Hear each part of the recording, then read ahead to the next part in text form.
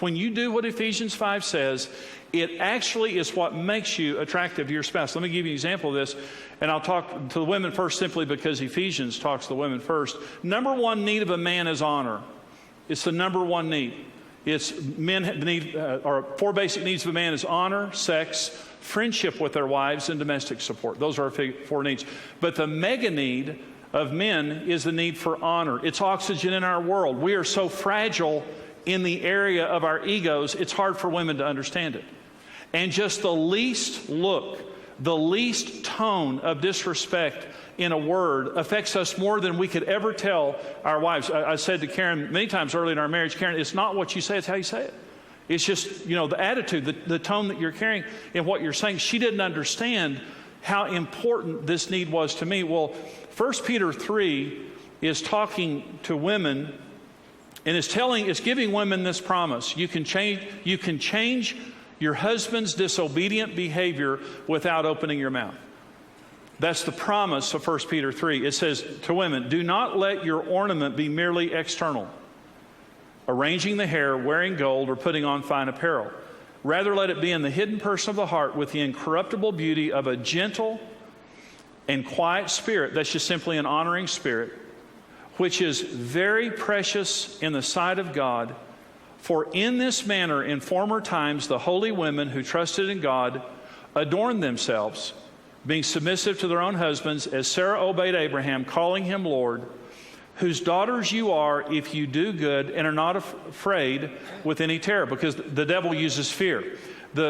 Whenever you're wanting to be a wife, now when the Bible says submissive, we're equals. Men and women are completely equal. So this isn't, when I use the word submissive, I'm not using it in that sick kind of sense of men domineering women. We're completely equals. Karen and I never, ever talk about who the boss is in our home, because the boss of our home is Jesus Christ. We're complete partners. We don't ever make decisions unless we both agree. I never dominate her. I never bully her. She doesn't do it to me. That's sick and that's dysfunctional. And that's not what I'm talking about. That's not what the Bible's talking about, is that sick kind of a thing. But when the Bible says gentle and quiet, it's the opposite of rough and loud.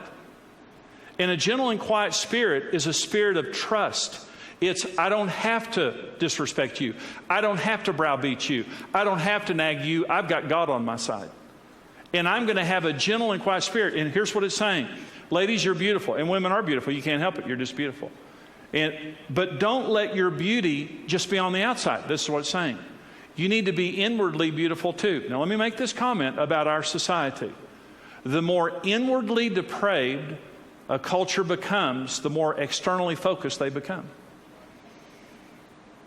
The less you have happening on the inside, the more you have to make happen on the outside. Well, I'm all for women being beautiful on the outside, and there are a lot of beautiful women in here, and I know there's a lot of beautiful women across the country watching this right now. You can't help it. Just God made you beautiful.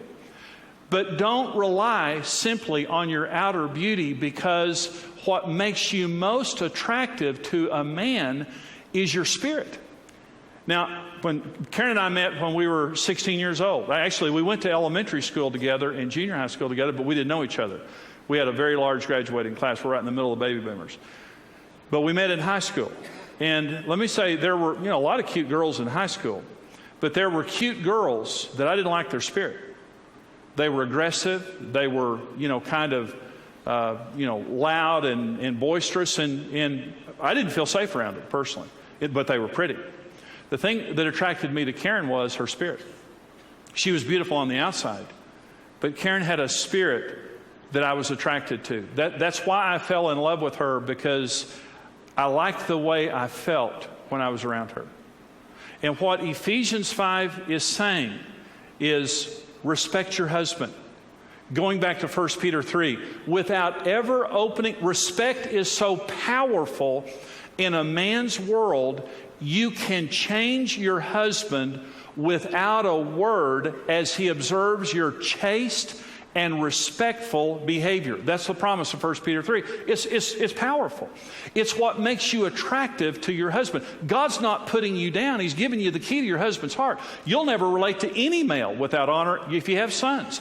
Any of you ladies that are raising boys, I'm just saying you'll never influence your boys unless you show him respect, because boys are just little men, and they have the same need to be honored and affirmed in order for them to open their hearts and to influence them. Well, let me go to...